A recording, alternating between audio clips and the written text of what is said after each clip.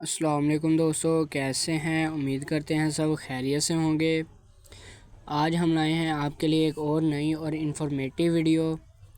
آج کی اس ویڈیو میں ہم بات کریں گے ایزیپوس ٹیبلٹ کے بارے میں، اور اس ویڈیو میں ہم جانیں گے ایزیپوس ٹیبلٹ کو کن صورتحال میں استعمال کیا جاتا ہے، اس کے کیا فائدے ہیں، نقصانات کیا ہیں اور اس کا استعمال کیا ہے۔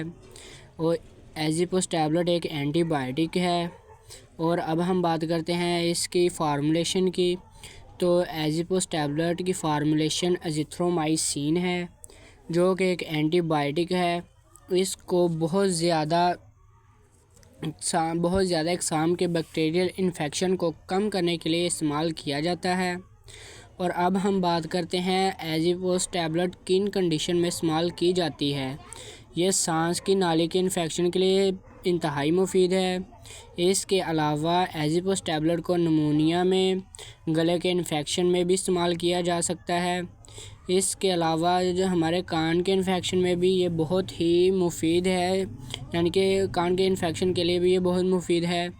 یعنی کہ اس صورتحال میں جب ہمارے کان میں سوجن بن جائے تو یہ سوجن کو کم کرنے کے لیے استعمال کی جاتی ہے۔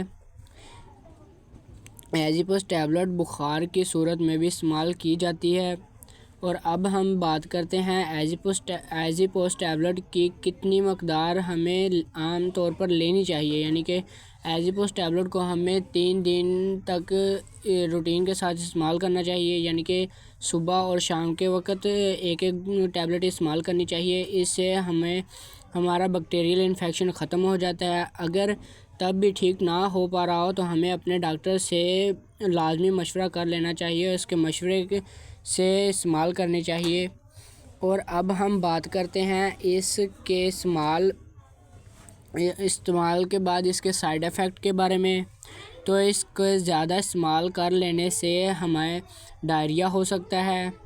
اس کے علاوہ عام طور پر معدے کی درد، قبض، الٹی وغیرہ ایزیپوس ٹیبلٹ کے سائیڈ ایفیکٹس ہیں۔ ایزیپوس ٹیبلٹ کو ہمیشہ کھانے سے آدھا گھنٹہ پہلے یا پھر 1 گھنٹہ پہلے استعمال کرنا چاہیے، کیونکہ اس کے تب ہی نتائج اچھے ثابت ہو سکتے ہیں۔ اس کے علاوہ اسے استعمال کرنے سے پہلے ہمیں اپنے ڈاکٹر سے لازمی مشورہ کر لینا چاہیے، اس کے مشورے کے مطابق ہمیں استعمال کرنا چاہیے۔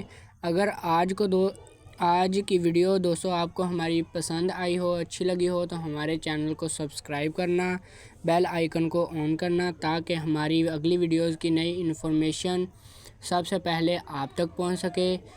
تو آج کے لیے اتنا ہی، ملیں گے ہم اپنی اگلی ویڈیو میں۔ اللہ حافظ۔